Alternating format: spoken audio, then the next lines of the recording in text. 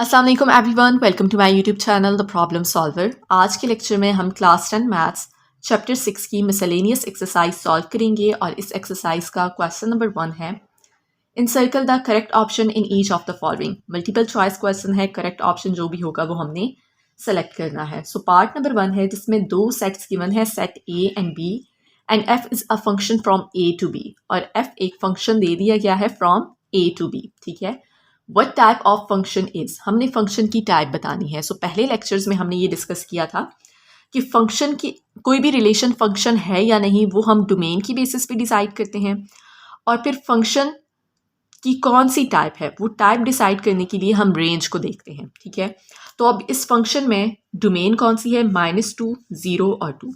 हर order pair का जो पहला एलिमेंट है वो इसकी डोमेन है और जो सेकंड एलिमेंट है वो रेंज है। ठीक है, तो अब रेंज कौन कौन सी है, 2 और 0। 0 रिपीट हो रहा है सो इसको एक ही दफ़ा लिखेंगे। ठीक है, तो ये जो रेंज है ये हमारे पास जो बी सेट है उसके इक्वल है। ठीक है, range is equal to set B, तो इसका क्या मतलब है कि ये ऑन टू फंक्शन होगा। ठीक है, आप इस तरह से डायग्राम ड्रॉ करके भी देख सकते हैं कि हमारे पास एक फंक्शन है ए, एक सेट है ए जिसमें -2, 0 और 2 ये एलिमेंट्स हैं, और जो बी सेट है वो है 0 एंड 2। तो -2 का इमेज है 2, -2 का इमेज 2 है, 0 का इमेज है 0, 0 का इमेज 0 है, और 2 का इमेज भी 0 है, 2 का इमेज भी 0 है। तो जब बी सेट में कोई भी ऐसा एलिमेंट नहीं है जो किसी भी एलिमेंट का इमेज ना हो, ठीक है, दो एलिमेंट्स हैं और दोनों ही किसी न किसी एलिमेंट का इमेज है, तो इसका क्या मतलब है कि जो सेट बी है वो 0 और 2 के इक्वल था, और इसकी रेंज भी क्या है, 0 और 2। ठीक है, तो रेंज और सेट बी जब दोनों इक्वल हैं तो इसका मतलब है कि ये ऑन टू फंक्शन है। सो ऑप्शन बी जो है वो इसका करेक्ट आंसर होगा। सेकेंड पार्ट है, if number of elements in set X is 3 and number of elements in set Y is 2। दो सेट है, ठीक है, सेट एक्स और वाई, और उनमें कितने नंबर ऑफ एलिमेंट्स हैं ये हमें बता दिए गए हैं। How many binary relations are possible from y to x? कितने रिलेशंस यहाँ पे बनाए जा सकते हैं। ठीक है, बाइनरी रिलेशंस, तो ये हमने पहले भी एक्सरसाइज में डिस्कस किया था कि अगर हमने ये देखना है कि कितने बाइनरी रिलेशंस बनाए जा सकते हैं उसके लिए हम क्या करते हैं, बेस होती है 2 और इसकी पावर में जो नंबर ऑफ एलिमेंट्स हैं दोनों सेट के वो हम मल्टीप्लाई कर लेते हैं। तो x के नंबर ऑफ एलिमेंट्स है 3 और y के नंबर ऑफ एलिमेंट्स है 2, तो इसे अगर हम सॉल्व करें तो हमारे पास आंसर आ जाएगा 2⁻6। सो ऑप्शन सी जो है ये इसका करेक्ट आंसर होगा। पार्ट नंबर 3 है, what is the domain of relation. एक रिलेशन दिया गया है, रिलेशन जी, और इसकी डोमेन हमने बतानी है। तो 3 ऑर्डर पेयर है। ठीक है, ऑर्डर पेयर का जो फर्स्ट एलिमेंट होता है वो डोमेन है, ठीक है, और जो सेकंड एलिमेंट होता है वो रेंज है। तो इस पे अगर देखें तो डोमेन कौन सी होगी, 1, 2 एंड 3। हर ऑर्डर पेयर का जो फर्स्ट एलिमेंट है वो आपने देखना है। ठीक है, तो 1, 2 और 3 ये आपके पास है ऑप्शन सी जो कि इसका करेक्ट ऑप्शन होगा। मतलब कि इस रिलेशन की जो डोमेन है वो 1, 2 और 3 है। अगर रेंज की बात की जाए तो इसकी रेंज होगी 0, 2 एंड 4। MCQ नंबर 4 है, what is the x intercept of every point on y axis. So x intercept of every point on y axis is 0। Option A is the correct option. MCQ number 5 है, at what point will the graph of y is equal to 2x² - 1 cuts y axis. ठीक है, ऐसा कौन सा point है जिसपे ये जो ग्राफ है ये y एक्सिस को कट करेगा। ठीक है, तो अब देखिए अगर ये हमारे पास एक क्वाड्रेटिक फंक्शन है, ठीक है, तो x एक्सिस है, y एक्सिस है, क्वाड्रेटिक फंक्शन है क्योंकि वेरिएबल की हाईएस्ट पावर इसमें 2 है। तो जो क्वाड्रेटिक फंक्शन है वो हमारे पास इस फॉर्म में होता है। ठीक है, या तो अपवर्ड या फिर इस तरह से डाउनवर्ड। ठीक है, तो ये x एक्सिस है, y एक्सिस है। y एक्सिस पे ये एक पॉइंट पे ये जो ग्राफ होता है क्वाड्रेटिक फंक्शन का, ये एक पॉइंट पे y एक्सिस को कट करता है। और y एक्सिस पे क्या मतलब है, जब ये ग्राफ जो है y एक्सिस पे ये ग्राफ किसी एक पॉइंट पे कट करेगा, इसका मतलब है कि यहाँ पे x जो है 0 के इक्वल होता है। ठीक है, तो इसका क्या मतलब है कि हमने x को 0 सब्स्टिट्यूट करना है, यहाँ पे y किसके इक्वल है, 2x² - 1।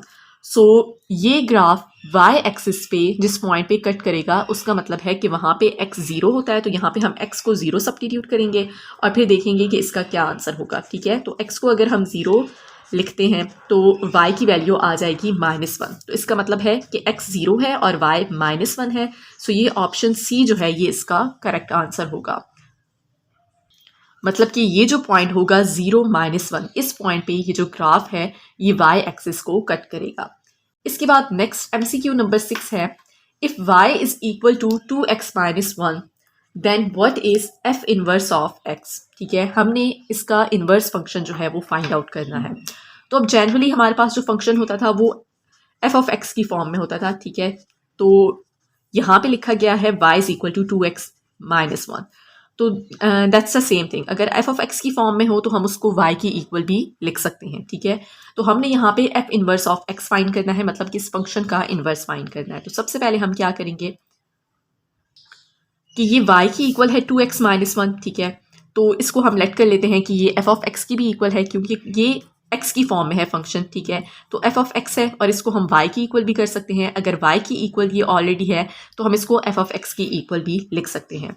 तो इससे हम क्या कह सकते हैं कि f ऑफ x इक्वल है y के। ठीक है, और मज़ीद हमने ये पहला, जब भी हम इन्वर्स फाइंड करते हैं फंक्शन का, तो ये हमने स्टेप्स जो है ये सीखे थे एक्सरसाइज में। ठीक है, तो इसके बाद नेक्स्ट स्टेप क्या होगा कि x is equal to f inverse of y।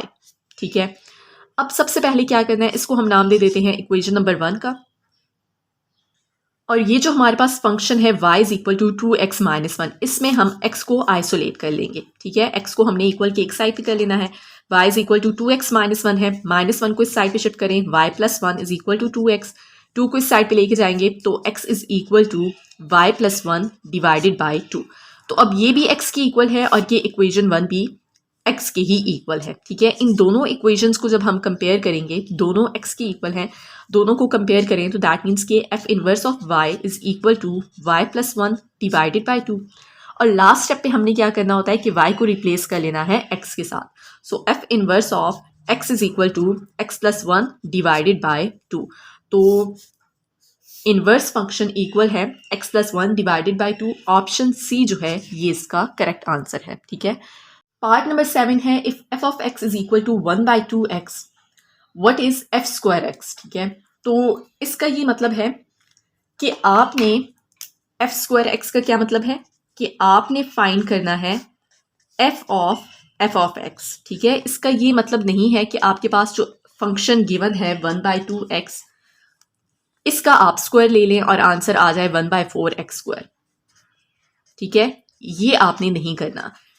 f²x का क्या मतलब है कि आपने f ऑफ x फाइंड करना है। ठीक है, तो इसका क्या मतलब है कि फंक्शन जो है उसमें आपने x की जगह पे f ऑफ x लिखना है। ठीक है, तो फंक्शन क्या है 1/2x और x की जगह पे आपने क्या लिखना है f ऑफ x। ठीक है, तो 1/2 f ऑफ x फंक्शन क्या है 1/2x और इसको मल्टीप्लाई करें तो हमारे पास आंसर आ जाएगा 1/4 मल्टीप्लाई बाय x। सो इसका जो करेक्ट आंसर है दैट इज ऑप्शन बी।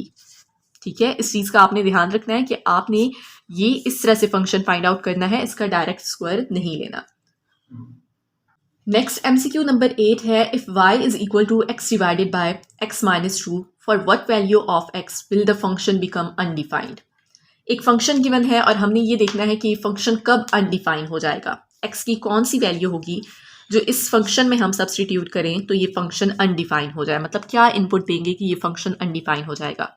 तो अब देखिए ये हमारे पास एक फ्रैक्शन की फॉर्म में है फंक्शन, तो हमने ये देखना है कि अगर डिनोमिनेटर 0 हो गया तो ये फंक्शन अनडिफाइन हो जाएगा, क्योंकि अगर डिनोमिनेटर में 0 आ जाए तो ऑब्वियसली वो फंक्शन अनडिफाइन हो जाता है।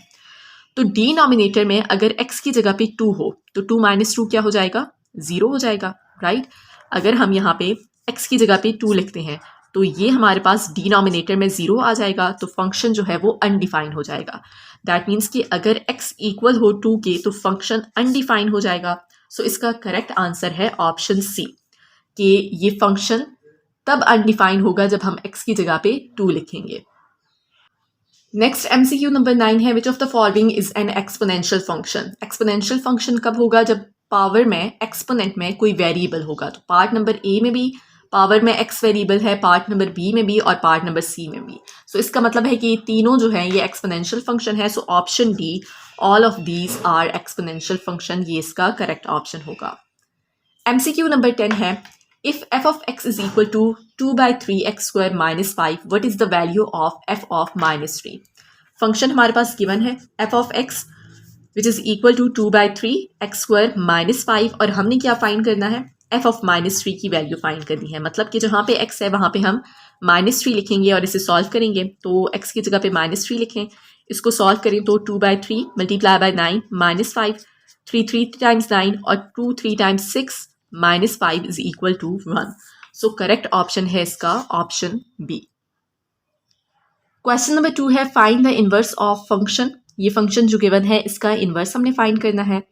At what value of variable F inverse of X will be undefined. फिर जो हम इनवर्स फंक्शन फाइंड करेंगे हमने ये देखना है कि कौन सी वैल्यू के लिए ये फंक्शन अनडिफाइन हो जाएगा। मतलब कि कौन सी वैल्यू अगर इनपुट की जाए तो फंक्शन अनडिफाइंड हो जाएगा। Also find F inverse of -1, और फिर हमने एफ इनवर्स ऑफ -1 जो है ये भी फाइंड आउट करना है। तो सबसे पहले ये जो फंक्शन गिवन है इसका इनवर्स हम फाइंड करेंगे। फंक्शन है F of x is equal to 3x divided by 2x minus 1। तो सबसे पहला स्टेप हम क्या करते हैं परफॉर्म, कि हम इसको लेट कर लेते हैं कि let y is equal to 3x divided by 2x minus 1। ठीक है, हमने लेट कर लिया है कि ये फंक्शन y के इक्वल है। तो इसका क्या मतलब है, f ऑफ x इक्वल है y के, और फिर हम इसको लिख सकते हैं कि x is equal to f inverse of y। ठीक है, यही स्टेप हम परफॉर्म करते आए हैं। अब इसको नाम दे दें इक्वेशन नंबर 1 का। अब ये जो हमारे पास फंक्शन है इसमें हमने x को आइसोलेट करना है। ठीक है, हमें मालूम है कि y इक्वल है 3x divided by 2x minus 1 के। हमने यहाँ पे x को आइसोलेट करना है, x को इक्वल की एक साइड पे शिफ्ट करना है। ठीक है, और बाकी की टर्म्स को दूसरे साइड पे। तो सबसे पहले हम क्या करेंगे, 2x माइनस 1 को यहाँ पे हम मल्टीप्लाई कर लेते हैं। यहाँ डिवाइड हो रहा है, इस साइड पे जाके मल्टीप्लाई हो जाएगा। So this is equal to 3x। अब इसको हम सिंप्लीफाई कर लेते हैं, y को मल्टीप्लाई कर लेंगे, 2xy minus Y is equal to 3x। अब आपने क्या करना है कि यहाँ पे y को इस साइड पे शिफ्ट कर लें और 3x को इस साइड पे शिफ्ट कर लें। x वाली टर्म्स हम इक्वल के एक साइड पे शिफ्ट करेंगे। ठीक है, सो 2xy 3x को इस साइड पे ले जाए माइनस हो जाएगा, और माइनस y को इस साइड पे ले जाए पॉजिटिव हो जाएगा। अब इन दोनों में x कॉमन है, सो x को अगर कॉमन लें तो बाकी आ जाएगा 2y minus 3 is equal to y। अब 2y माइनस 3 x के साथ मल्टीप्लाई हो रहा है, इस साइड पे जाके डिवाइड हो जाएगा। सो y divided by 2y minus 3। तो ये x को हमने आइसोलेट कर लिया है, इसको नाम दे दें इक्वेशन नंबर 2 का। अब हमने इक्वेशन नंबर 1 और इक्वेशन नंबर 2 को कंपेयर करना है। ये भी x के इक्वल है और ये भी x के इक्वल है। तो इसका क्या मतलब है कि f inverse of y is equal to y divided by 2y minus 3। So compare करेंगे हम इक्वेशन नंबर 1 और 2 को, comparing equation 1 and equation number 2. So x is equal f inverse of y is equal to y divided by 2y minus 3, right?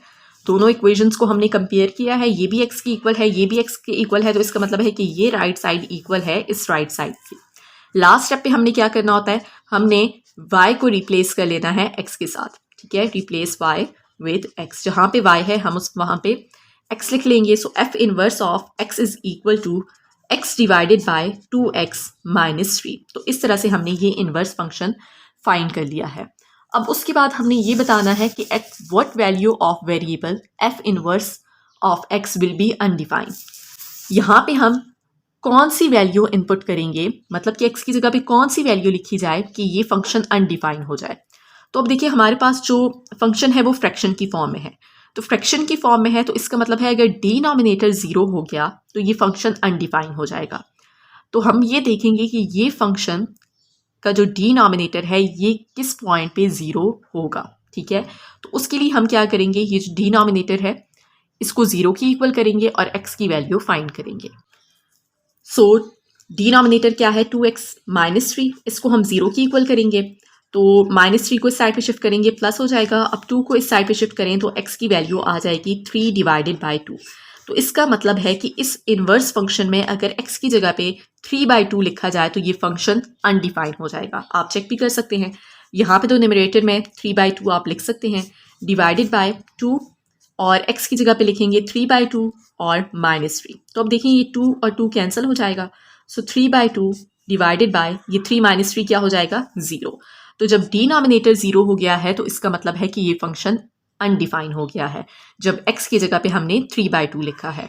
तो जब भी आपने ये देखना है कि फंक्शन अनडिफाइन किस पॉइंट पे होगा, जब वो फ्रैक्शन की फॉर्म में है तो डिनोमिनेटर को 0 की इक्वल करें, x की वैल्यू फाइंड करें, तो ये वो वैल्यू है जिस पॉइंट पे ये फंक्शन अनडिफाइन होगा।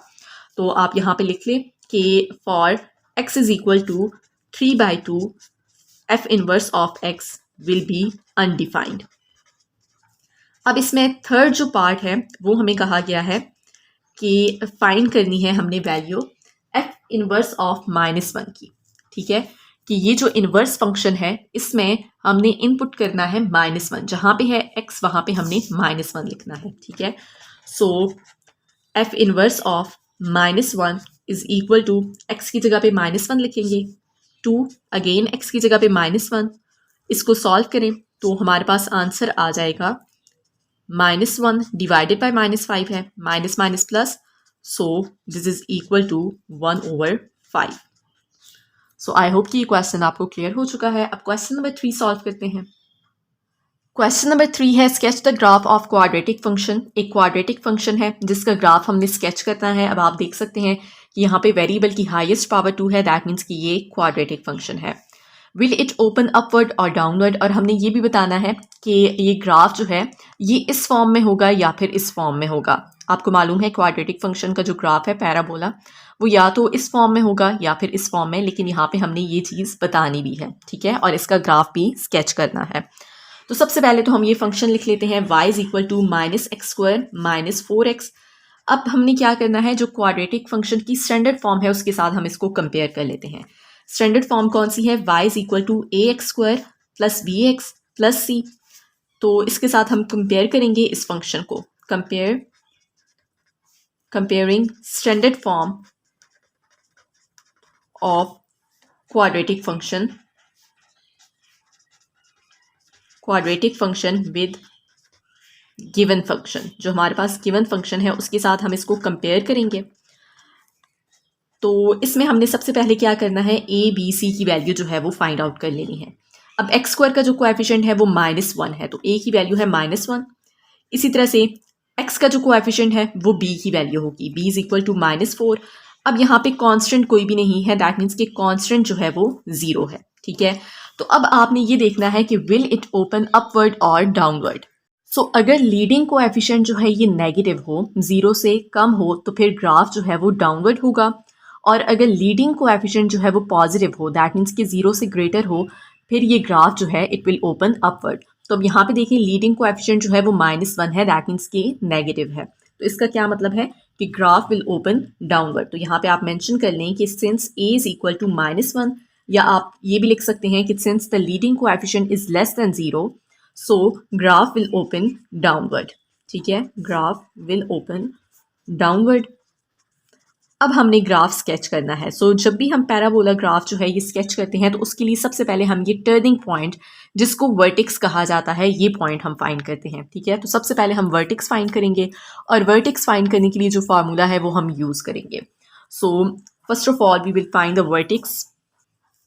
सो वर्टेक्स के लिए जो हम फार्मूला यूज़ करेंगे फॉर वर्टेक्स एच के। ठीक है, इसमें एच जो है ये एक्स पॉइंट को रिप्रेजेंट करता है और के जो है ये वाई को रिप्रेजेंट करता है। सो एच हम फाइंड कर लेंगे using formula -b divided by 2a। तो अब b हमारे पास क्या है, यहाँ पे हमने लिखा है -4 है और a है -1, तो यहाँ पे हम वैल्यू लिख लेंगे -b। तो -b की वैल्यू है -4 डिवाइडेड बाय 2 और a की वैल्यू है -1। इसे सॉल्व करें तो 4 divided by -2 which is equal to -2। इसी तरह से हमने के पॉइंट के जो है ये फाइंड कर लेना है। ठीक है, so k is equal to c - b² divided by 4a। तो c की वैल्यू है 0, -b² तो -4 का स्क्वायर लेंगे डिवाइडेड बाय 4 और a की वैल्यू है -1। तो इसे सॉल्व कर लें तो माइनस यहाँ पे आ जाएगा 16 डिवाइडेड बाय -4, और मज़ीद इसे सिंप्लीफाई करें तो हमारे पास आंसर आ जाएगा 4। तो वर्टेक्स क्या है हमारे पास, वर्टेक्स इज x पॉइंट है -2 और y है 4। सो this is the vertex. Vertex है -2 और 4। ठीक है, तो -2 x को रिप्रेजेंट कर रहा है और y 4 है। ठीक है, तो -2 और 4 ये पॉइंट होगा। दैट मीन्स कि ग्राफ एक तो जो है इट विल ओपन डाउनवर्ड, तो इस तरह से ये जो ग्राफ है ना ये इस तरह से होगा, और ये जो है ये इसका वर्टेक्स जो है ये इसका टर्निंग पॉइंट होगा। तो अब मैंने आपसे कहा था एक्सरसाइज में भी जब हमने स्टेप के क्वेश्चन सॉल्व किए थे, अगर तो आपको एक्स इंटरसेप्ट और वाई इंटरसेप्ट फाइंड करने का कहा जाता है तो फिर आपने फाइंड करना है। अगर नहीं कहा जा रहा तो बहुत ईजी है ये ग्राफ स्केच करना। क्या आप करें कि आपने वर्टेक्स फाइंड कर लिया है, ठीक है, ये पॉइंट है। अब इसके लेफ्ट साइड पे 2 पॉइंट फाइंड कर लें, और इसी तरह से राइट साइड पे भी, लेफ्ट पे भी और राइट साइड पे आप 2-2 पॉइंट्स फाइंड कर लें, तो ये शेप जो है ये अच्छे से जो है ना ग्राफ कंप्लीट हो जाएगा। तो अब आप क्या करें, अगर आप राइट साइड पे एक पॉइंट ले रही हैं, ठीक है, अगर x को आप -1 लेते हैं, ठीक है, ये -2 है। लेफ्ट साइड पे अगर -1 आप -1x लिखते हैं y की वैल्यू फाइंड करने के लिए, तो एक -2 से लेफ्ट साइड पे एक डिजिट आप मूव करें तो -3 है, ठीक है। तो एक आप x एक दफ़ा लिख लें -1 और एक दफ़ा -3। इसी तरह से अगर -2 से 2 डिजिट आप राइट साइड पे मूव कर रहे हैं, 0 अगर आप लिखते हैं x को, तो -2 से लेफ्ट साइड पे 2 डिजिट मूव करें तो -4। इससे क्या होगा कि ग्राफ बहुत इजीली ये जो आपके पास यू शेप में है ये बहुत इजीली बन जाएगा, ठीक है। तो हम क्या करते हैं, ये पॉइंट्स फाइंड कर लेते हैं। सो ये फंक्शन में हम x की वैल्यूज़ जो है वो सेट करेंगे और y की वैल्यूज़ जो है वो फाइंड आउट करेंगे। तो अब x, क्योंकि हमारे पास जो वर्टेक्स में x है वो -2 है, तो -2 के राइट साइड पे -1 है, तो x अगर हम -1 लिखते हैं तो y की वैल्यू क्या होगी, यहाँ पे -1 लिखेंगे, -4 मल्टीप्लाई बाय -1, और इसे सॉल्व करें तो हमारे पास आंसर आ जाएगा 3, ठीक है। इसी तरह से एक दफ़ा हम -2 के लेफ्ट साइड पे जो है एक डिजिट मूव करेंगे, ठीक है। एक दफ़ा हमने -2 के राइट साइड पे मूव किया है, अब लेफ्ट साइड पे हम एक डिजिट मूव करेंगे तो -3 है, तो एक दफ़ा हम x की वैल्यू लिख लेंगे -3, ठीक है। Set x is equal to -3, तो y की वैल्यू क्या आ जाएगी, माइनस यहाँ पे -3 स्क्वायर -4 मल्टीप्लाई बाय -3। इसे सॉल्व कर लें तो हमारे पास आंसर आ जाएगा +3, ठीक है। इसी तरह से हमने क्या करना है, -2 से 2 डिजिट राइट साइड पे जाएं, 0 है, ठीक है। तो एक दफ़ा हम x को लिख लेते हैं 0, set x is equal to 0, तो y भी हमारे पास क्या आ जाएगा, जब ये भी 0 हो जाएगा ये भी 0, तो y की वैल्यू आ जाएगी 0। इसी तरह से -2 के लेफ्ट साइड पे 2 डिजिट जाएं तो -4 है, तो एक दफ़ा हम लिख लेंगे set x is equal to -4, ठीक है। तो यहाँ पे अगर हम लिखें x की जगह पे -4 और इसे सॉल्व करें, -4 स्क्वायर -4 मल्टीप्लाई बाय -4, सो ये 16 हो जाएगा, ठीक है, और ये +16 हो जाएगा and this is equal to 0। तो 5 पॉइंट्स इनफ हैं, एक वर्टेक्स और 2 लेफ्ट साइड पे पॉइंट वर्टेक्स के और 2 राइट साइड पे। तो अब आपने क्या करना है, इसका टेबल बना लेना है। सो ये टेबल बना लेंगे हम, ठीक है। जब x की वैल्यू -4 है सो y 0 है, जब x -3 है तो y 3 है, x -2 है y 4 है, x जब -1 है तो y की वैल्यू 3 है, और x जब 0 है तो y की वैल्यू भी 0 है। अब हमने इन पॉइंट्स को यहाँ पे प्लॉट कर लेना है, ठीक है। ये वर्टेक्स था हमारे पास x -2 और y 4, तो x के यहाँ पे वर्टेक्स के राइट साइड पे अगर जाएं -1, x -1 है तो y 3 है। अब -2 के लेफ्ट साइड पे जाएं एक डिजिट, x जब -3 है तो y तब भी 3 है, ठीक है।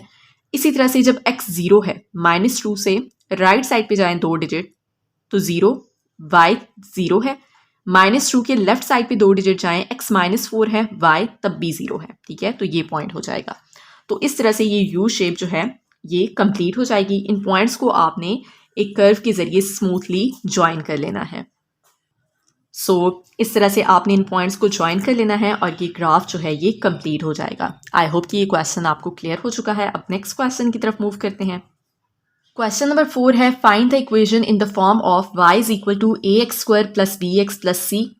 एक इक्वेशन हमने बनानी है इस फॉर्म में, ठीक है, जो कि क्वाड्रेटिक इक्वेशन है, विच cuts x axis at -1 0 and 1 0, जो कि x एक्सिस को इन 2 पॉइंट्स पे कट कर रही है, एंड y एक्सिस एट 0 10, और y एक्सिस को इस पॉइंट पे कट करेगी, ठीक है। अब क्वाड्रेटिक फंक्शन जो है उसका ग्राफ आपको मालूम है किस तरह से होता है।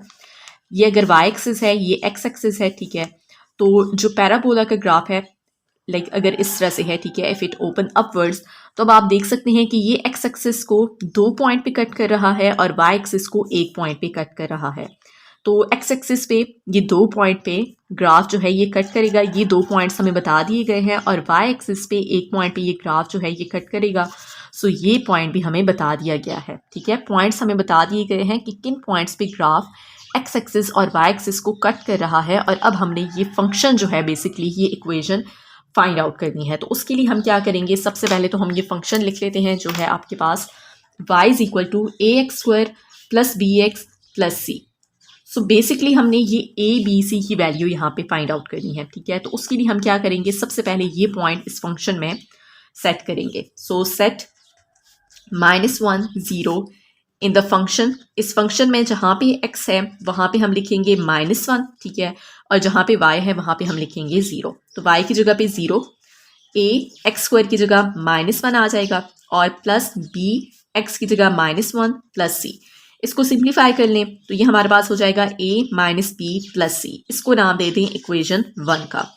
अब दूसरा पॉइंट है 1 0, इसको भी हम इस फंक्शन में सेट करेंगे। Set point 1 0 in the function, जो हमारे पास गिवन है फंक्शन, उसमें हम ये पॉइंट जो है इनपुट करेंगे, ठीक है। x की जगह पे 1 लिखना है और y की जगह पे 0। So 0 is equal to a 1 square plus b multiply by 1 plus c। So ये हमारे पास हो जाएगा 0 is equal to a plus b plus c। इसको नाम दे दें इक्वेशन 2 का। और जो तीसरा पॉइंट है वो है 0 10, ठीक है। तो इसको भी हमने इस फंक्शन में लिखना है। y is equal to a x square plus b x plus c function है, ठीक है। So set 0 10 in the function. इसी फंक्शन में हम 0 10 पॉइंट जो है वो लिखेंगे। जहाँ पे x है वहाँ पे 0 और जहाँ पे y है उसकी जगह पे हमने 10 लिखना है। So 10 is equal to a x की जगह पे 0 प्लस b 0 प्लस c। तो अब देखिए यहाँ पे ये भी 0 हो जाएगा, ये भी, सिर्फ c रह जाएगा राइट साइड पे, और c की वैल्यू आ जाएगी 10। अब c की वैल्यू हम फाइंड कर चुके हैं, ठीक है। तो अब हमने क्या करना है, इसको इक्वेशन 1 में भी सब्स्टिट्यूट कर लेना है और इक्वेशन नंबर 2 में भी। So set c is equal to 10 in equation number 1 and equation number 2। इन दोनों इक्वेशंस में जब हम c की वैल्यू लिखेंगे तो a और b की वैल्यू हम फाइंड कर लेंगे, जो बेसिकली हमने फाइंड आउट करनी है। सो पहली इक्वेशन में अगर c की वैल्यू लिखें तो हमारे पास इक्वेशन हो जाएगी 0 is equal to a minus b plus 10, ठीक है। 10 को इस साइड पे ले जाएं, माइनस हो जाएगा, and that is equal to a minus b. ये हमने इक्वेशन नंबर 1 में लिखी है c की वैल्यू। अब इक्वेशन नंबर 2 ये है, ठीक है, इसमें हम c की वैल्यू लिखेंगे। Now the second equation becomes, second equation में जब हम c की वैल्यू लिखेंगे तो ये इक्वेशन हमारे पास बन जाएगी 0 is equal to a plus b plus 10। 10 को इस साइड पे ले जाएं, माइनस हो जाएगा, so minus 10 is equal to a plus b. Equation 1 में c की वैल्यू लिखी है, इसको थोड़ा सा सिंप्लीफाई किया है, ये इक्वेशन है, इसको नाम दे दें इक्वेशन 3 का। इक्वेशन नंबर 2 में c की वैल्यू लिखी है, इसको थोड़ा रीअरेंज किया है, इसको नाम दे दें इक्वेशन 4 का। अब इन दोनों इक्वेशंस को हम बहुत आसानी से ऐड करके a और b की वैल्यू फाइंड कर सकते हैं। देखिए यहाँ पे नेगेटिव b है, ठीक है, और यहाँ पे पॉजिटिव b है, दोनों को हम ऐड करेंगे। Adding equation 1 and equation 2, sorry equation 3 and equation 4, equation 3 and equation number 4। तो -10 is equal to a minus b है, दूसरी इक्वेशन है -10 is equal to a plus b. अब देखिए minus b plus b cancel हो जाएगा, 2a और यहाँ पे आ जाएगा -20। सो 2 यहाँ पे मल्टीप्लाई हो रहा है, इस साइड पे जाके डिवाइड होगा, सो a की वैल्यू आ जाएगी -10। अब ये जो a की वैल्यू है -10, इसको आप इक्वेशन 3 में या इक्वेशन 4 में जब लिखेंगे तो b की वैल्यू आ जाएगी। तो हम इक्वेशन नंबर 4 में लिख लेते हैं। सो ये इक्वेशन नंबर 4 यहाँ पे लिख ली है मैंने। इसमें हम a की जगह लिख लेंगे -10। So -10 is equal to -10 plus b। -10 को इस साइड पे लेके जाएं तो प्लस हो जाएगा, और b की वैल्यू हो जाएगी 0। तो a b c की वैल्यू हमने फाइंड कर ली है। a is equal to -10, c is equal to +10 और b इज इक्वल टू 0। अब ये जो हमारे पास क्वेश्चन में फंक्शन गिवन था, इसमें हम ये तीनों वैल्यूज लिख लेंगे। Now set a is equal to -10, b is equal to 0 and c is equal to 10 in the given function। और फंक्शन क्या था हमारे पास, फंक्शन है y is equal to ax square plus b x plus c, ठीक है। सो y is equal to a की जगह पे आ जाएगा -10, x स्क्वायर प्लस b की जगह पे आ जाएगा 0 multiply by x plus c की जगह पे 10।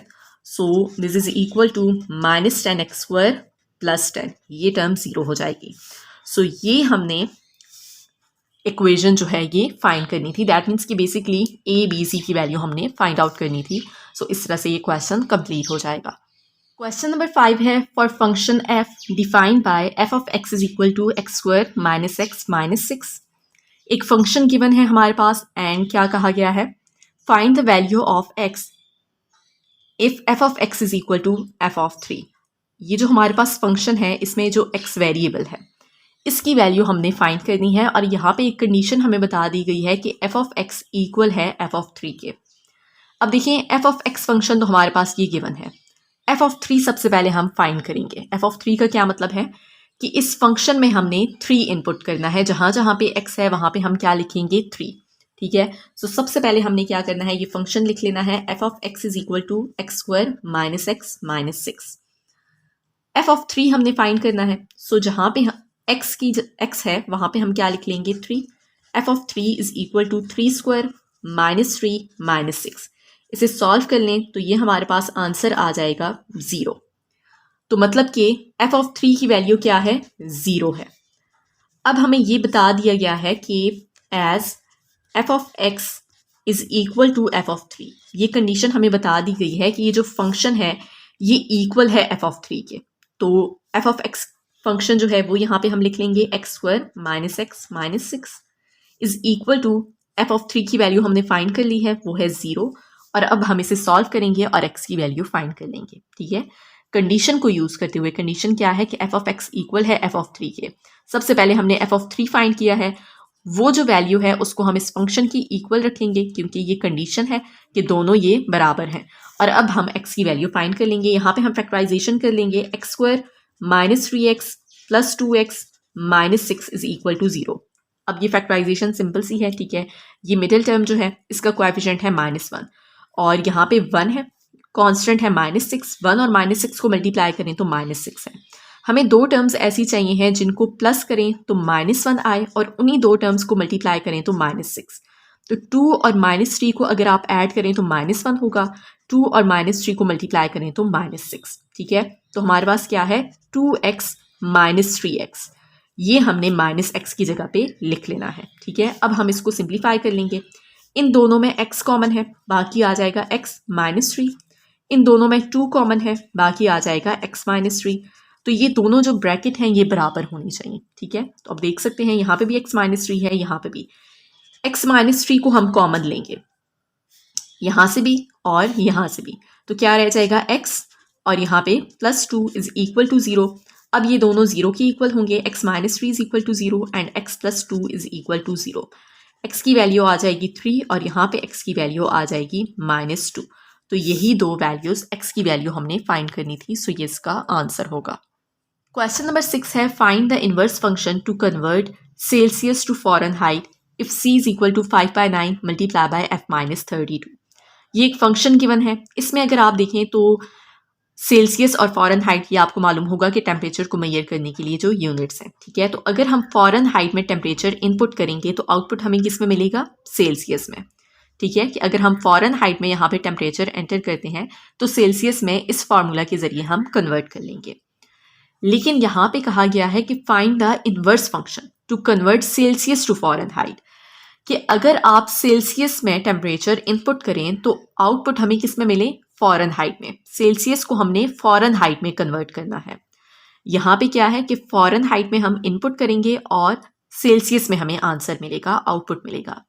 क्वेश्चन में कहा गया है कि सेल्सियस में इनपुट किया जाए और आउटपुट फ़ारेनहाइट में मिले, तो उसके लिए हमने इसका इन्वर्स फंक्शन फाइंड करना है। तो इन्वर्स फंक्शन किस तरह से फाइंड करते आए हैं वो स्टेप्स आपको मालूम है, लेकिन उसमें x और y थे। यहाँ पे अब टेम्परेचर को मेजर करने के लिए 2 यूनिट्स हैं, तो सिंपल सा काम है, आपने क्या करना है, फ़ारेनहाइट को आइसोलेट कर लेना है, ठीक है। f को इक्वल के एक साइड पे शिफ्ट कर लेना है, जिस तरह यहाँ पे c है। तो फिर क्या होगा कि हम सेल्सियस में जब इनपुट करेंगे तो हमें आंसर फ़ारेनहाइट में मिल जाएगा, ठीक है। And use it to convert 25 degree Celsius to Fahrenheit graphically. फिर हमने उस फंक्शन को, इन्वर्स फंक्शन को यूज़ करते हुए क्या करना है कि अगर 25 डिग्री सेल्सियस में टेम्परेचर इनपुट किया जा रहा है तो फ़ारेनहाइट में क्या आंसर आएगा, फ़ारेनहाइट में कन्वर्ट करके क्या आंसर मिलेगा, आउटपुट मिलेगा, ये हमने फाइंड करना है, लेकिन ग्राफिकली। तो मतलब कि पहले हम इसका इन्वर्स फंक्शन फाइंड करेंगे, फिर हम उसका ग्राफ जो है वो प्लॉट करेंगे और फिर देखेंगे कि 25 डिग्री सेल्सियस जो है वो फ़ारेनहाइट में किसके इक्वल है। तो सबसे पहले तो फंक्शन जो है ये हम लिख लेते हैं, c is equal to 5/9 multiply by f-32। तो 5/9 यहाँ पे मल्टीप्लाई हो रहा है, इस साइड पे जाके डिवाइड हो जाएगा। दैट मीन्स कि 9 अगर डिवाइड हो रहा है इस साइड पे जाके मल्टीप्लाई हो जाएगा, और 5 यहाँ पे मल्टीप्लाई हो रहा था, इस साइड पे जाके डिवाइड हो जाएगा, इज इक्वल टू f-32।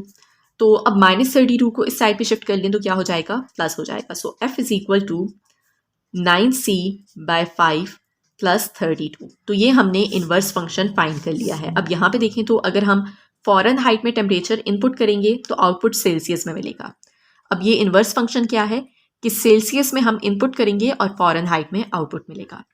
अब हमने इसका ग्राफ जो है वो स्केच करना है, ठीक है, ताकि हमें ये मालूम हो सके कि 25 डिग्री सेल्सियस फ़ारेनहाइट में किसके इक्वल है। तो अब देखिए यहाँ पे हम 25 डिग्री सेल्सियस डायरेक्टली नहीं पुट कर सकते, नहीं सेट कर सके, क्योंकि हमने ग्राफिकली ये चीज़ फाइंड करनी है। लेकिन आप रफ वर्क में 25 डिग्री सेल्सियस सेट करके चेक कर सकते हैं, ताकि जब आप ग्राफ प्लॉट करें तो उसमें अगर 1-2 पॉइंट्स आगे पीछे भी हो तो आपको क्लियर कंफर्म आंसर जो है ना वो मालूम हो। तो हम क्या करते हैं, एक दफ़ा यहाँ पे c को 0 जो है वो सेट कर लेते हैं, set c is equal to 0 in the inverse function, ठीक है, ये हमारे पास इन्वर्स फंक्शन है। So f is equal to, जब यहाँ पे 0 लिखेंगे तो 9 multiply by 0 divided by 5 plus 32, तो फ़ारेनहाइट में हमारे पास आंसर आ जाएगा 32, ठीक है। सो c जब 0 है, फ़ारेनहाइट में 32 है। अब हम एक और पॉइंट ले लेते हैं। हमें ये मालूम है कि 25 डिग्री सेल्सियस तो ग्राफ पे हमने चेक करना है ना, तो 25 से एक बड़ी वैल्यू ले लेते हैं ताकि ग्राफ में ये हम आसानी से मालूम कर सकें। तो हम यहाँ पे c को अब 30 जो है ना वो सेट कर लेते हैं, set c is equal to 32। So f is equal to 9 multiply by 30 divided by 5 plus 32। So अगर हम इसे सॉल्व करें तो 5 6 टाइम्स 30, 9 और 6 को मल्टीप्लाई करेंगे 54 प्लस 32 इज इक्वल टू 86। सो जब c 30 होगा तो फ़ारेनहाइट में ये 86 के बराबर होगा। तो ये 2 पॉइंट्स इनफ है। वैसे भी ये हमारे पास एक लीनियर फंक्शन है और इसका ग्राफ बहुत आसानी से हम 2 पॉइंट्स को यूज़ करते हुए कर सकते हैं, ठीक है।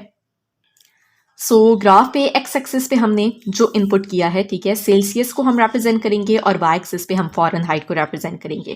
तो यहाँ पे ये जो एक बड़ा स्क्वायर है, ठीक है, इसको मैंने 10 सेल्सियस की इक्वल किया है। दैट मीन्स कि एक स्मॉल बॉक्स 1 को रिप्रेजेंट करेगा एक्स एक्सिस पे, और वाई एक्सिस पे देखें तो एक बड़ा स्क्वायर जो है उसको मैंने 20 के इक्वल किया है। दैट मीन्स कि ये जो स्मॉल स्क्वायर है ये 2 के इक्वल होगा। 2, 4, 6, 8, 10, 12, 14, 16, 18 और 20, ठीक है। इसी तरह से यहाँ पे 1, 2, 3, 4, 5, 6, 7, 8, 9 और 10। तो अब हमने ये पॉइंट्स जो है ये मार्क कर लेने हैं। जब यहाँ पे तो हमारे पास ओरिजिन है, ठीक है। नेगेटिव में मैंने इसलिए वैल्यूज़ नहीं लिखी क्योंकि हमारे पास 2 वैल्यूज़ हमने जो इनपुट की हैं वो पॉजिटिव में ही हैं, ठीक है।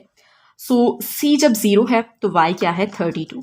c 0 है, c 0 है, और ये जो हमारे पास सेल्सियस है इसको हमने एक्स एक्सिस पे रिप्रेजेंट किया है, ये यहाँ पे आप मेंशन भी कर लें, और वाई एक्सिस पे हमने फ़ारेनहाइट को रिप्रेजेंट किया है, ठीक है।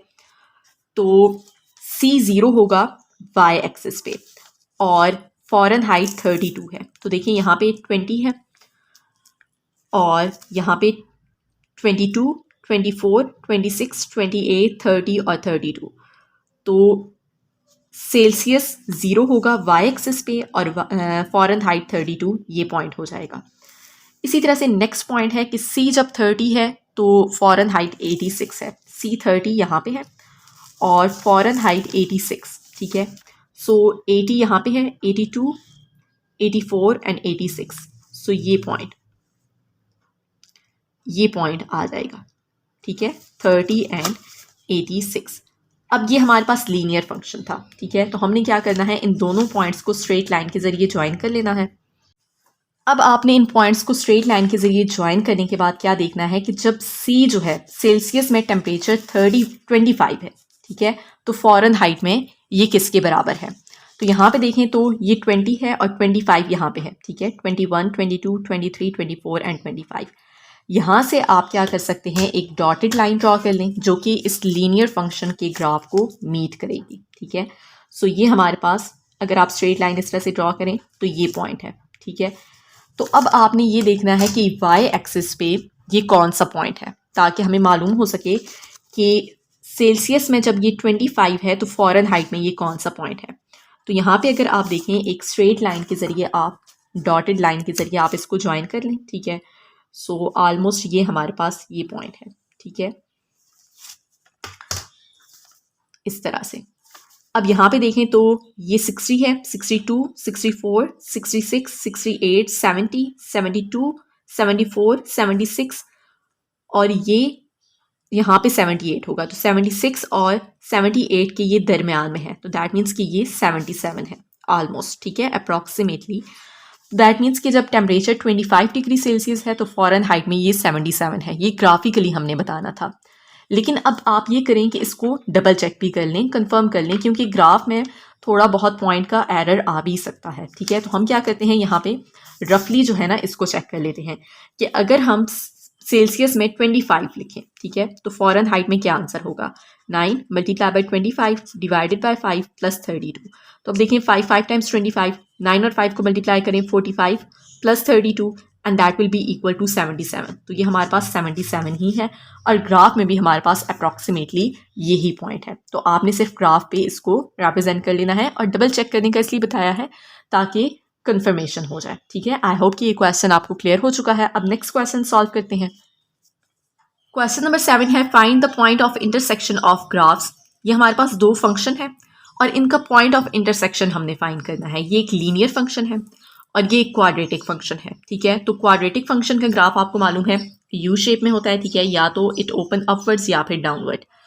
और जो लीनियर फंक्शन है उसका ग्राफ जो है वो एक स्ट्रेट लाइन होती है। तो ये जो स्ट्रेट लाइन है ये या तो इस ग्राफ को दो पॉइंट पे इंटरसेक्ट करेगी या तो बिल्कुल एक पॉइंट पे, यहाँ पे एक पॉइंट पे टच करते हुए गुजर जाएगी, या फिर ये किसी भी पॉइंट पे दोनों ग्राफ इंटरसेक्ट नहीं करेंगे। तो ये बेसिकली हमने पॉइंट ऑफ इंटरसेक्शन जो है ना इन दोनों ग्राफ्स का फाइंड आउट करना है और इस टाइप के क्वेश्चन हमने एक्सरसाइज 6.3 में सॉल्व भी किए हैं। तो सबसे पहले हम क्या करेंगे कि इसका ग्राफ जो है ड्रॉ करने के लिए पॉइंट्स हम फाइंड कर लेते हैं और फिर जो क्वाड्रेटिक फंक्शन है इसका ग्राफ स्केच करने के लिए हम पॉइंट्स फाइंड कर लेंगे, ठीक है। और पॉइंट ऑफ इंटरसेक्शन जो है वो अलजेब्रिकली भी आप फाइंड कर सकते हैं और वो भी हमने क्वेश्चंस में फाइंड किए थे। और यहाँ पे कहा गया है find the point of intersection of graph, ठीक है। दोनों ग्राफ्स का जो पॉइंट ऑफ इंटरसेक्शन है वो बेसिकली हमने फाइंड करना है। अलजेब्रिकली भी हम फाइंड करेंगे और फिर ग्राफ के जरिए भी हम फाइंड करेंगे और डबल चेक भी हो जाएगा, ठीक है, क्योंकि जब हम अलजेब्रिकली फाइंड करते हैं तो दैट्स मोर एक्यूरेट। ग्राफ में थोड़ा बहुत एरर भी आ सकता है तो वो डबल चेक करते हुए जो है वो कंफर्मेशन हो जाएगी। तो सबसे पहले हम क्या करते हैं, ये लीनियर फंक्शन लिख लेते हैं f of x is equal to x minus 2, ठीक है। सो हम इसको लेट कर लेंगे कि let y is equal to x minus 2। अब हम यहाँ पे लीनियर फंक्शन को स्केच करने के लिए एक या दो पॉइंट्स काफ़ी हैं, ठीक है। तो हम एक दफ़ा सेट कर लेते हैं set x is equal to 0। So जब x को हम 0 लिखेंगे तो y की वैल्यू आ जाएगी 0 minus 2 and y is equal to minus 2। जब x 0 है तो y की वैल्यू है माइनस 2। इसी तरह से एक दफ़ा हम x की वैल्यू लिख लेते हैं +1, x इज इक्वल टू +1। तो y की वैल्यू क्या हो जाएगी 1 माइनस 2 इज इक्वल टू -1। तो y की वैल्यू आ जाएगी -1। और एक तीसरा पॉइंट हम फाइंड कर लेते हैं set x is equal to -1। तो जब x -1 है तो y की वैल्यू क्या हो जाएगी -3। तो ये तीन पॉइंट्स जो हैं ये इनफ है, ठीक है। अब जो है क्वाड्रेटिक फंक्शन है g ऑफ x, इसका ग्राफ प्लॉट करने के लिए हमने पॉइंट्स फाइंड कर लेने हैं और इनका टेबल भी हम बना लेते हैं, ठीक है। x जब हमने 0 इनपुट किया है तो y की वैल्यू है -2, x +1 है तो y है -1 और x जब -1 है तो y की वैल्यू है -3, ठीक है। ये टेबल बना लेंगे। अब हमने क्या करना है, जो g ऑफ x है जो क्वाड्रेटिक फंक्शन है उसके लिए पॉइंट्स फाइंड कर लेने हैं। So g of x is equal to x² -4x + 2। अब एक ये चीज़ आप नोट कर सकते हैं कि जो लीडिंग कोएफिशिएंट है वो पॉजिटिव है, दैट मीन्स कि जो पैराबोला है इट विल ओपन अपवर्ड, ठीक है। हमने क्या करना है, सबसे पहले क्वाड्रेटिक फंक्शन का ग्राफ जब भी हम स्केच करते हैं उसके लिए पहले हमने वर्टेक्स फाइंड करना होता है। तो पहले हम क्या करेंगे, इसको लेट कर लेते हैं कि let y is equal to x² -4x + 2, ठीक है। और इसको हम क्वाड्रेटिक फंक्शन की जो स्टैंडर्ड फॉर्म है उसके साथ कंपेयर कर लेंगे। ax² + bx + c इसके साथ हम कंपेयर करेंगे तो हमारे पास a की जो वैल्यू है वो क्या होगी 1, b की वैल्यू होगी -4 जो x का कोएफिशिएंट है और c है कांस्टेंट। तो वर्टेक्स फाइंड करने के लिए जो फार्मूला है वो हम यूज़ करेंगे। सबसे पहले हमने वर्टेक्स फाइंड करना होता है, जिस तरह से हमने क्वेश्चन नंबर 4 में भी किया था, सॉरी क्वेश्चन नंबर 3 में किया था। सो टू फाइंड वर्टेक्स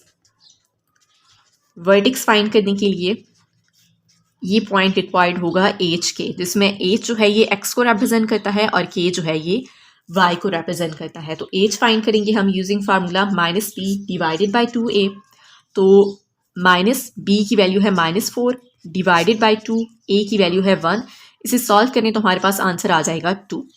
इसी तरह से k की वैल्यू फाइंड करने के लिए हम फार्मूला यूज़ करेंगे c -b² divided by 4a। So c की वैल्यू है 2 माइनस b की वैल्यू है -4, इसका स्क्वायर लेंगे डिवाइडेड बाई 4 और a की वैल्यू है 1। इसे सॉल्व कर लें तो 2 माइनस 16 डिवाइडेड बाई 4, 4 टाइम्स 16 और इसका आंसर आ जाएगा -2। सो वर्टेक्स क्या है? वर्टेक्स पॉइंट है 2 और -2, x 2 है और y -2 है। सो यहाँ पे मैंने वर्टेक्स पॉइंट साइड पे लिख लिया है, ठीक है, और ये हमारे पास क्वाड्रेटिक फंक्शन है। अब एक पॉइंट तो हमने वर्टेक्स फाइंड कर लिया है, दैट मीन्स कि जिस पॉइंट पे पैराबोला टर्न लेगा ये पॉइंट हमने फाइंड कर लिया है, ठीक है। अब मैंने आपको बताया था कि इस पॉइंट के लेफ्ट साइड पे भी आप 2 पॉइंट्स मजीद फाइंड कर लें और राइट साइड पे भी, लेकिन आपने ये देखना है कि ये ग्राफ इजीली आप स्केच कर सकें। उसके लिए आपने क्या करना है कि x2 है, ठीक है, यहाँ पे वर्टेक्स में x2 है। 2 के लेफ्ट साइड पे अगर एक डिजिट जाए तो क्या होगा 1, और 2 के राइट साइड पे एक डिजिट जाए तो क्या होगा 3। तो एक दफ़ा हम x सेट करेंगे 1 और एक दफ़ा 3, तो y की जो वैल्यू है वो सेम आएगी, ठीक है।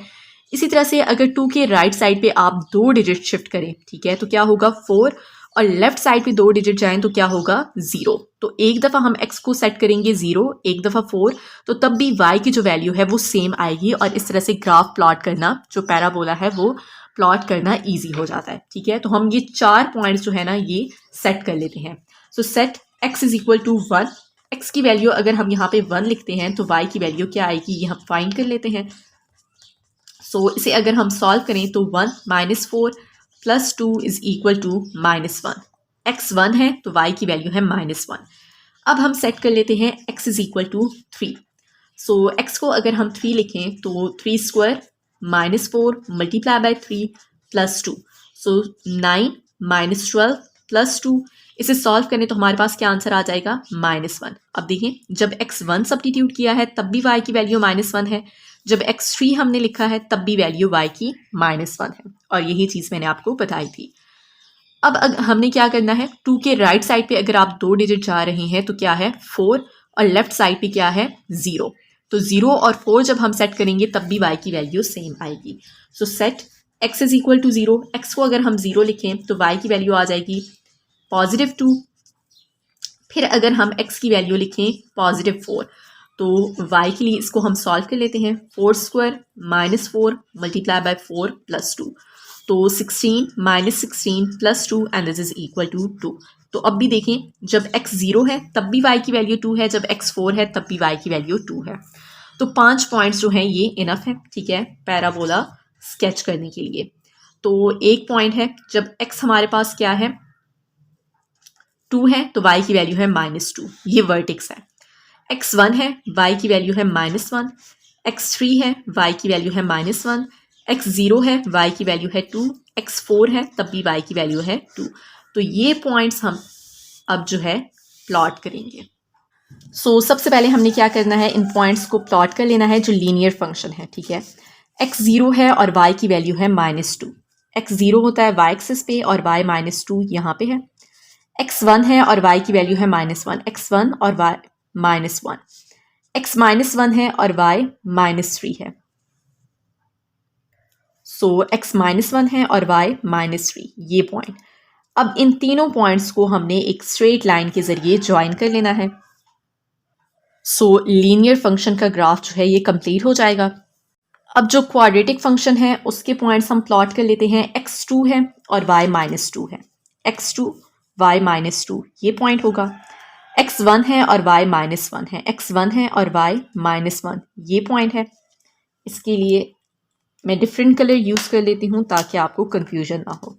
x 2 और y -2, x 1 और y -1, x3 है और y -1 है, x3 है और y -1 है, x0 है और y2 है, x0 होता है y एक्सिस पे और y2 ये पॉइंट है, x4 है और y की वैल्यू 2 है, x4 है और y की वैल्यू 2 है। तो अब देखें ये जो हमारे पास पॉइंट है ये वर्टेक्स है, यहाँ से जो पैराबोला है ये टर्न लेगा। इनको आपने स्मूथली एक कर्व के ज़रिए जो है ना ऐसे ज्वाइन कर लेना है। अब यहाँ पे देखें तो इसका जो बेसिकली जो इसका सॉल्यूशन है जो हमने बेसिकली फाइंड करना है वो पॉइंट ऑफ इंटरसेक्शन है कि दोनों ग्राफ्स जो है वो किन पॉइंट्स पे इंटरसेक्ट कर रहे हैं। सो एक ये पॉइंट है और एक ये पॉइंट है, मतलब कि एक पॉइंट है 1 -1 1 और -1 x1 है और y -1 है, और एक पॉइंट है जब x4 है और y 2 है। बट इट्स बेटर कि हम इसको अलजेब्रिकली भी सॉल्व करें ताकि कोई भी एरर हो तो वो भी हमें मालूम हो जाए, ठीक है। तो इससे हम डबल चेक कर सकते हैं। So point of intersection find करने के लिए हम क्या करते हैं कि f of x is equal to g of x, दोनों फंक्शन जो हैं वो बराबर होंगे और इन्हें हम सॉल्व करेंगे। ये पहले भी हम सीख चुके हैं, ठीक है। सो f ऑफ x क्या है x -2 और g ऑफ x क्या है x² -4x + 2। अब हमने क्या करना है, इनको सिंप्लीफाई करना है, इन दोनों को राइट साइड पे शिफ्ट करेंगे, यहाँ 0 रह जाएगा, x² -4x + 2, ये इस साइड पे जाके साइन चेंज हो जाएगा, x पॉजिटिव है नेगेटिव हो जाएगा, 2 नेगेटिव है सो पॉजिटिव हो जाएगा। सो 0 is equal to x² -4x और -x हो जाएगा -5x + 2 और +2 हो जाएगा +4। तो अब हमने क्या करना है, इनको फैक्टराइज कर लेना है, ठीक है। तो x² -5x + 4 is equal to 0। Factorise करने के लिए हमने क्या करना है, ये मिडिल टर्म है -5, x का स्क्वायर का कोएफिशिएंट है 1 और कांस्टेंट है 4, 1 और 4 को मल्टीप्लाई करें 4। दो नंबर्स हमें ऐसे चाहिए हैं जिनको प्लस करें तो 4 हो, और जिनको प्लस करें तो -5 हो और जिनको मल्टीप्लाई करें तो 4 हो, ठीक है। दो नंबर्स हमने ऐसे देखने हैं जिनको मल्टीप्लाई करें तो 4 हो और जिनको ऐड करें तो -5 हो। अब ये दोनों नंबर्स कौन से हैं, -1 और -4। -1 और -4 को अगर हम ऐड करें तो -5 आ जाएगा, -1 और -4 को मल्टीप्लाई करें तो +4 होगा। दैट मीन्स कि -5x की जगह हम लिख सकते हैं -1x -4x। So x² -1x -4x + 4 is equal to 0। अब इन दोनों में x कॉमन है तो बाकी क्या आ जाएगा, x -1। इन दोनों में -4 हम कॉमन लेंगे तो बाकी आ जाएगा x -1 इज इक्वल टू 0। अब यहाँ पे और यहाँ पे x -1 कॉमन है तो बाकी क्या रह जाएगा, x -4 is equal to 0। x -1 को भी 0 की इक्वल करेंगे, x -4 को भी 0 की इक्वल करेंगे, x की वैल्यू आ जाएगी यहाँ पे 1 और यहाँ पे x की वैल्यू आ जाएगी +4। अब ये जो x की वैल्यू है 1 और 4, इनको आप f ऑफ x में सब्स्टिट्यूट कर लेंगे या g ऑफ x में, और y की वैल्यू हम फाइंड करेंगे, ठीक है। सो ये जो हमारे पास f ऑफ x है फंक्शन है, इसी को हम यूज़ करते हुए y की वैल्यू फाइंड कर लेंगे। x जब 1 है तो y की वैल्यू क्या आ जाएगी, y इज इक्वल टू -1। इसी तरह से जब x 4 है यहाँ पे हम लिखेंगे x की जगह पे 4 तो y की वैल्यू आ जाएगी 2। सो पॉइंट ऑफ इंटरसेक्शन कौन से हैं, x 1 है और y -1 है, और दूसरा पॉइंट है जब x 4 है तो y की वैल्यू है 2। So these are the point of intersection. So ये बेसिकली हमारे पास जो है इसका सॉल्यूशन सेट है कि ये दोनों पॉइंट्स हैं 1 -1 4 और 2, these are the point of intersection. यहाँ पे अगर आप ग्राफ पे भी देखें तो यही पॉइंट्स है जहाँ पे ये दोनों ग्राफ इंटरसेक्ट कर रहे थे, 4 2 और 1 -1। तो ये हमने अलजेब्रिकली इसको सॉल्व करके कंफर्म कर लिया है कि यही पॉइंट्स हैं पॉइंट ऑफ इंटरसेक्शन। और यहाँ पे आप मेंशन भी कर सकते हैं कि 1 -1 and 4 2 these are the point of intersection. अब ये जो हमने अलजेब्रिकली सॉल्व किया है, अगर आप बुक में देखें एग्जाम्पल में तो अलजेब्रिकली सॉल्व नहीं किया गया, सिर्फ ग्राफिकली सॉल्व किया गया है, ठीक है। तो आप इसको रफली सॉल्व कर सकते हैं, ठीक है, अलजेब्रिकली, ताकि आप डबल चेक कर सकें और वेरिफिकेशन हो सके। तो आई होप कि ये क्वेश्चन आपको क्लियर हो चुका है। अब नेक्स्ट क्वेश्चन सॉल्व करते हैं। क्वेश्चन नंबर 8 है, when medication is taken by a patient it is slowly used by the body. जब भी कोई पेशेंट जो है वो मेडिसिन लेगा तो बॉडी जो है उसको स्लोली जो है वो यूज़ करती है, और टाइम गुजरने के साथ साथ जो मेडिसिन की अमाउंट है वो बॉडी में कम हो जाएगी, ठीक है। सो क्या कहा गया है कि after an hours the amount of medicine remaining in the body is given by the function. एक फंक्शन हमें दे दिया गया है, ठीक है, और हमें क्या कहा गया है कि आफ्टर एन आवर्स, इस फंक्शन में एन जो है ये आवर्स को रिप्रेजेंट कर रहा है। कि फॉर एग्जांपल अगर पेशेंट ने अभी मेडिसिन ली है तो 0 आवर्स हुए हैं, ठीक है, अभी कोई भी घंटा नहीं गुजरा है, 0 आवर्स है, तो फ़ौरन से अगर हम पेशेंट ने जो मेडिसिन ली है हम यहाँ पे एन की जगह पे 0 सब्सटीट्यूट करते हैं और फाइंड करते हैं कि कितने मिलीग्राम मेडिसिन की अमाउंट बॉडी में रिमेनिंग है। ये इस फंक्शन को यूज़ करते हुए हम फाइंड कर सकते हैं। इसी तरह से अगर 5 घंटे गुजर चुके हैं तो एन की जगह हम लिखेंगे 5 और हमें मालूम हो जाएगा कि मेडिसिन की कितनी अमाउंट मिलीग्राम में जो है वो बॉडी में रिमेनिंग है। इसी तरह से 10 घंटे गुजरने के बाद एन की जगह हम 10 जो है वो सेट करेंगे और मेडिसिन की अमाउंट हम फाइंड कर लेंगे which is remaining in the body, ठीक है। सो क्या कहा गया है, draw the graph of function against an. इस फंक्शन का हमने ग्राफ ड्रॉ करना है अगेंस्ट एन। एन यहाँ पे नंबर आवर्स को रिप्रेजेंट कर रहा है। And use the graph to find when there is 20 milligram of the medicine left in the body. हमने ये देखना है कि कितने घंटे के बाद, ठीक है, कितने घंटे गुजरने के बाद 20 मिलीग्राम मेडिसिन की जो अमाउंट है वो बॉडी में रिमेनिंग है। तो बेसिकली हमने आवर्स फाइंड करने हैं और ये हमने फाइंड करना है यूजिंग ग्राफ, ठीक है। तो क्या करेंगे हम, सबसे पहले हमने ये फंक्शन लिख लेना है और इसको हम लेट कर लेते हैं कि let y is equal to this function.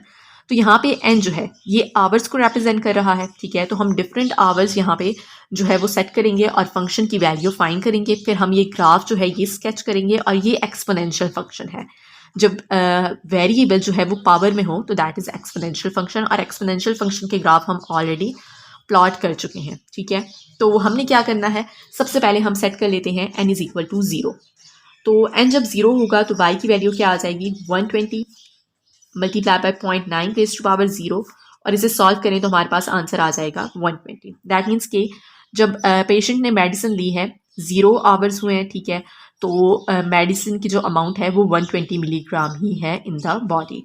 फिर हम सेट कर लेते हैं set x is equal to 10, n is equal to 10। तो y की वैल्यू क्या हो जाएगी, 120 multiply by 0.9 raise to power 10, और इसे सॉल्व करें तो हमारे पास आंसर आ जाएगा 41.84, ठीक है। इसी तरह से एक और हम वैल्यू ले लेते हैं, set n is equal to 20, ठीक है। अब देखिए हमने n को नेगेटिव में नहीं लिया क्योंकि n जो है वो आवर्स को रिप्रेजेंट कर रहा है और टाइम कभी भी नेगेटिव नहीं होता। So y is equal to 120 multiply by 0.9 raise to power 20 is equal to, इसे सॉल्व करते हैं, so this is equal to 14.59 approximately, ठीक है। अब ये चीज़ तो आपको मालूम है कि जैसे जैसे टाइम गुजरता जाएगा तो मेडिसिन की जो अमाउंट है वो बॉडी में कम होती जाएगी। अब देखें जिस तरह 0 आवर्स पे जो मेडिसिन की अमाउंट है वो 120 मिलीग्राम है, 10 घंटे गुजरने के बाद जो रिमेनिंग अमाउंट है मेडिसिन की दैट इज़ अप्रॉक्सीमेटली 42 मिलीग्राम। इसी तरह से जब 20 घंटे गुजर चुके हैं तो जो मेडिसिन की अमाउंट है remaining in the body that is approximately 15 milligram, ठीक है। अब मज़ीद अगर हम 30 घंटे यहाँ पे n को हम 30 जो है वो सब्सटीट्यूट करते हैं तो मज़ीद जो है मेडिसिन की अमाउंट जो है वो कम होती जाएगी। तो एक चीज़ तो ये आपको मालूम हो चुकी है कि क्योंकि ये एक्सपोनेंशियल फंक्शन था, ठीक है, तो या तो ये ऑब्वियसली फंक्शन जो है ये इंक्रीजिंग फंक्शन होगा या डिक्रीजिंग फंक्शन होगा। तो ये एक डिक्रीजिंग फंक्शन होगा कि जैसे जैसे हम n की वैल्यू इंक्रीज़ कर रहे हैं तो y की वैल्यू जो है वो डिक्रीज़ होती जा रही है। ये हमारे पास एक डिके फंक्शन है, ठीक है, कि फंक्शन जो है y की जो वैल्यू है वो डिक्रीज़ होती जा रही है। And the second thing is कि हॉरिजॉन्टल एसिम्पटोट यहाँ पे 0 होगा कि हमारे पास ये x एक्सिस को कभी भी टच नहीं करेगा या x एक्सिस को क्रॉस नहीं करेगा, ठीक है। तो ये हमारे पास इसका ग्राफ। अब एक और चीज़ जो आपने नोट करनी है ग्राफ ड्रॉ करने से पहले कि हमने ये फाइंड करना है कि 20 मिलीग्राम जो मेडिसिन की अमाउंट है वो कितने आवर्स के बाद रिमेनिंग होगी। तो अब अगर आप देखें अप्रॉक्सीमेटली 42 मिलीग्राम रिमेनिंग है आफ्टर 10 आवर्स और अप्रॉक्सीमेटली 15 मिलीग्राम रिमेनिंग है आफ्टर 20 आवर्स। तो 20 मिलीग्राम मतलब कि कब रिमेनिंग होगी, 10 से 12 घंटे के दरमियान में, तकरीबन 15 से 16 आवर्स हम कह सकते हैं, ठीक है। लेकिन अब हम इसका ग्राफ स्केच करते हैं और अब हमें मालूम हो जाएगा। तो यहाँ पे अगर देखें तो एक्स एक्सिस पे हमने आवर्स को रिप्रेजेंट कर लेना है 10, 20, इस तरह से मैंने गैप दिया है। इसी तरह से वाई एक्सिस पे जो मेडिसिन की अमाउंट है मिलीग्राम में उसको हम रिप्रेजेंट कर लेंगे। यहाँ पे एक जो बड़ा बॉक्स है वो 30 को रिप्रेजेंट कर रहा है, 30 मिलीग्राम। फिर 60, 90 एंड 120 मिलीग्राम। सो जब n ज़ीरो है, ठीक है, n ज़ीरो है, आफ्टर n आवर्स जो मेडिसिन की अमाउंट है वो क्या है, 120 मिलीग्राम है, तो ये पॉइंट हो जाएगा। उसके बाद जब n है 10 तो y की वैल्यू है 42, n 10 है और y की वैल्यू 42 है। अब यहाँ पे देखिए तो ये एक जो छोटा बॉक्स है, ठीक है, ये 3 को रिप्रेजेंट करेगा y एक्सिस पे, 3, 6, 9, 12, 15, 18, 21, 24, 27 एंड 30। और x एक्सिस पे एक जो बॉक्स है वो 1 को रिप्रेजेंट कर रहा है, 1 आवर को, 1, 2, 3, 4 एंड सो ऑन 10 तक, ठीक है। तो हमने क्या देखना है, 42, x 10 है और y 42 है, सो 30 है यहाँ पे, 33, 36, 39 एंड 42, ये पॉइंट होगा। इसी तरह से जब n 20 है तो y की वैल्यू है 15, n 20 और y की वैल्यू 15 है, सो 3, 6, 12, 9, 12 एंड 15, ये पॉइंट होगा, ठीक है। तो इसका मतलब है कि ये फंक्शन यहाँ से डिक्रीज हो रहा है, ठीक है, and it will never touch x axis, ठीक है। सो हॉरिजॉन्टल एसिम्पटोट जो है वो ज़ीरो है। तो इनको अब आपने क्या करना है, इन पॉइंट्स को स्मूथली आपने इस तरह से एक कर्व के ज़रिए ज्वाइन कर लेना है। अब बेसिकली हमने क्या फाइंड करना है, ये इस तरह से आपने इसको ज्वाइन कर लिया, ठीक है, पॉइंट्स को, तो ये ग्राफ तो कंप्लीट हो चुका है। हमने ये फाइंड करना है कि when there is 20 milligram of the medicine left in the body, कि कितने घंटे के बाद 20 मिलीग्राम मेडिसिन की अमाउंट जो है वो बॉडी में रिमेनिंग होगी। तो अब यहाँ पे देखें, ये मिलीग्राम में मेडिसिन को की अमाउंट को रिप्रेजेंट कर रहा है, तो ये एक बॉक्स मैंने आपको बताया 3 मिलीग्राम की इक्वल है, सो 3, 6, 9, 12, 15, 18 और 21। तो यहाँ पे 21 से यहाँ पे इस पॉइंट पे ऑलमोस्ट होगा 20 मिलीग्राम। तो इसको आपने इस तरह से इस ग्राफ के साथ जो है ना, एक लाइन के ज़रिए जो है इस तरह से आपने एक लाइन ड्रॉ करनी है, ताकि किसी एक पॉइंट पे ग्राफ को जो टच करेगा वो पॉइंट हमने देख लेना है। अब ये पॉइंट है, इसको आप वाई एक्सिस के साथ यहाँ से ज्वाइन करें तो ये हमारे पास अप्रॉक्सीमेटली 17 आवर्स आ रहा है, ठीक है, 17 आवर्स। दैट मीन्स के after 17 hours 20 milligram of the medicine will be remaining in the body. तो दैट मीन्स कि ये वो पॉइंट है जिसको आपने मार्क कर लेना है, लेकिन इसको आप डबल चेक भी कर सकते हैं, ठीक है, इस क्वेश्चन को आप डबल चेक भी कर सकते हैं, क्योंकि ग्राफ में थोड़ा बहुत अगर एरर आ जाए तो आपको मालूम होना चाहिए। तो फंक्शन हमारे पास क्या था, F of N is equal to 120 multiply by 0.9 raise to power N, ठीक है। तो आपने क्या करना है, बेसिकली ये रफ वर्क है, ठीक है, रफ वर्क के ज़रिए आप इसको डबल चेक कर सकते हैं। हमने ये बताना है कि कब ये हमारे पास 20 मिलीग्राम जो है ना अमाउंट होगी। तो एफ ऑफ एन की जगह आप लिख लें 20, 120 multiply by 0.9 raise to power N. अब यहाँ पे आप क्या कर सकते हैं, 120 को इस साइड पे ले जाए तो 20 divided by 120 is equal to 0.9 raise to power N. इसको अगर हम सॉल्व करें, so this is equal to 1/6 is equal to 0.9 raise to power N. अब यहाँ पे हम क्या कर सकते हैं, लॉग अप्लाई कर सकते हैं, ठीक है। तो लॉग, अब इस टाइप के क्वेश्चन आपने सॉल्व किए हैं 9th क्लास में, ठीक है, तो लॉग अप्लाई करेंगे, log 1/6 is equal to log of 0.9 raise to power N. तो जब भी हम किसी नंबर का लॉग लेते हैं और उस पर पावर होती है तो पावर लॉग से पहले शिफ्ट हो जाती है। तो लॉग लेंगे हम 1/6 का, यहाँ पे n पहले शिफ्ट हो जाएगा और लॉग 0.9, तो ये log ऑफ 0.9 जो है इस साइड पे जाके डिवाइड हो जाएगा। So n is equal to log of 1/6 divided by log of 0.9। तो इसकी वैल्यू हम फाइंड कर लेते हैं, ठीक है।